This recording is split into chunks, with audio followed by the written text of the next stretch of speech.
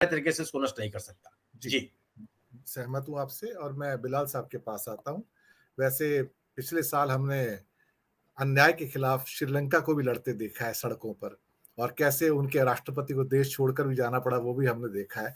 तो अन्याय जब बहुत बढ़ जाता है तो जनता वास्तव में सड़कों पर आती है। बिलाल साहब हमारे बहुत सारे महामहिम भी एक्टिविस्ट रहे हैं एक तरह से देखा जाए तो, और उन्होंने काफी फाइट की है, मैं आपको बताऊं। हालांकि रामनाथ कोविंद साहब तो साइलेंट प्रेसिडेंट्स में से रहे हैं, जो बेसिकली उससे पहले भी काफी लोग हुए हैं, मैं किसी का नाम नहीं लेना चाहूंगा और दूसरे का, लेकिन एक राष्ट्रपति ऐसे भी हुए हैं, के.आर. नारायणन साहब, जिनके प्रेस सचिव और ओएसडी डॉक्टर एस.एन. साहू थे। वो मेरे प्रोग्राम पे अक्सर आते रहते हैं। उन्होंने मुझे एक किस्सा बताया था, ये जो सुनील जी ने बात की, नागर जी ने बात की, दिलीप साहब ने बात की कि संस्थाएं कमजोर कैसे पड़ती हैं और संस्थाएं फाइट कैसे कर सकती हैं। उन्होंने कहा कि अटल बिहारी वाजपेयी के समय में जब वो राष्ट्रपति थे तो अटल बिहारी वाजपेयी ने प्रपोजल भेज दिया था कि सावरकर को भारत रत्न देने का। उन्होंने साइन नहीं किए और फाइल लौटाने की बजाय उन्होंने कहा कि मैं अटल जी आपसे मिलना चाहता हूं। दोनों की मीटिंग होती है और उनको सारा कन्विंस करते हैं कि इनको अपना भारत रत्न देना बहुत बड़ा एक प्रॉब्लमेटिक चीज हो जाएगी, ब्लंडर हो जाएगा, क्योंकि बहुत सारी कंट्रोवर्सी जुड़ी हुई है उनके साथ में। और नारायणन साहब अटल बिहारी वाजपेयी को कन्विंस करने में कामयाब हुए कि इनको भारत रत्न नहीं देना चाहिए, और उन्होंने उसकी बात मान ली।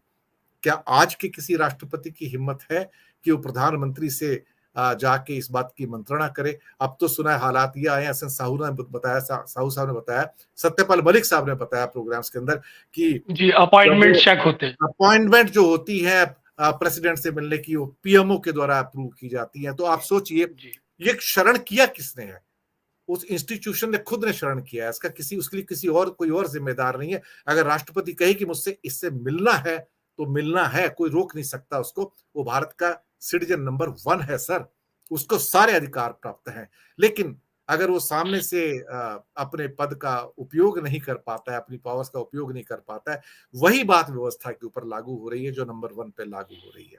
तो अल्टीमेटली ऐसे में तो संविधान की और चुनाव संहिता की धज्जियां तो उड़ेंगी, क्योंकि सामने से फिर कोई प्रश्न करने वाला नहीं है। बिलाल साहब जी जी, देखिए बड़ा ही संवेदनशील डिबेट है, और बहुत खूबसूरत डिबेट हो रही। सभी पैनलिस्ट ने बहुत ही सुंदरता से अपनी अपनी बातें रखी।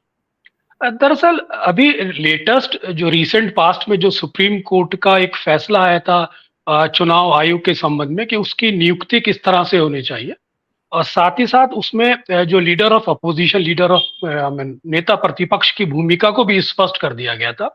तो तब एक डिबेट देश के अंदर छिड़ी थी कि चुनाव आयोग की भूमिका में अब किसी हद तक सरकार का जो दखल है उस पर एक अंकुश लग जाएगा। तो एक तरह की डिबेट छिड़ी थी, लेकिन कुछ लोगों का यह भी मानना था ये किस एक हद तक ही असंभव है। कोई भी देश के अंदर राजनीतिक व्यवस्था हो और संवैधानिक संस्थाएं राजनीतिक परछाई से बाहर नहीं हो सकती। तो ये अपने आप में एक डिबेट का विषय था। दरअसल वोरा जी, मैं यहाँ पे ये कहना चाहूंगा कि जब आप शपथ लेते हैं, संविधान की शपथ लेते हैं, कॉन्स्टिट्यूशनल बॉडी से बैठे हुए जितने भी लोग हुए, जब वो शपथ लेते हैं तो आपका अपनी आस्था उस शपथ के प्रति क्या है, आपका अपना दृढ़ संकल्प उस शपथ के प्रति क्या है, और संविधान में आपकी क्या आस्था है, यहां से ये सब निर्भर करता है। और आपका अपना व्यक्तित्व क्या है।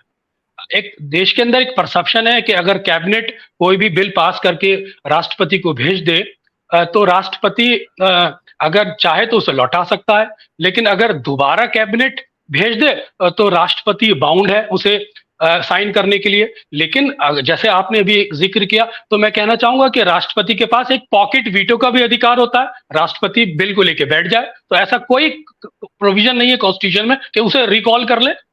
तो ये आपके अपने व्यक्तित्व पर निर्भर करता है कि आप कॉन्स्टिट्यूशन पदों पर बैठ के उसमें कितनी आस्था रखते हैं या उसके प्रति कितने सच्चाई से समर्पित हैं। और जब आपकी आस्था संविधान में होती है तो आप टीएन सेशन बन जाते हैं, लेकिन जब आपके इंटरेस्ट राजनीतिक घरानों में गिरवी रखे जाते हैं तो यहाँ पर वही संवैधानिक संस्थाएं पंगु बन जाती हैं। तो ये वो चीज है, व्यक्तित्व के अपने अपने पर्सनैलिटी पर निर्भर करता है कि वो संविधान में आस्था ज्यादा रखना चाहता है या अपने ईमान को राजनीतिक घरानों में गिरवी रखना चाहता है। तो मैं इस विषय पर यही कहना चाहूंगा कि समय समय पर देश के अंदर ये देखा गया है और इस चीज को बहुत ही शिद्दत से महसूस किया जा रहा है कि जितने भी कॉन्स्टिट्यूशनल पोजीशंस हैं, अपवाद सब हर जगह मौजूद है, लेकिन मौजूदा समय में कोई भी राजनीतिक परछाई से इत्र नहीं है। और उसकी वजह मैंने आपको स्पष्ट की। तो ये व्यक्तित्व के अपने ऊपर डिपेंड करता है कि उसकी संविधान के प्रति क्या आस्था है, उसका क्या कमिटमेंट है और वो किस हद तक उस कमिटमेंट के लिए कुर्बानी देने के लिए तैयार है। जब व्यक्ति ये ठान ले कि हाँ वो कुर्बानी देने के लिए तैयार हो है, तो वो किसी भी चीज को चैलेंज कर सकता है लोकतंत्र के अंदर, उस संविधान और कानून की रोशनी के अंदर।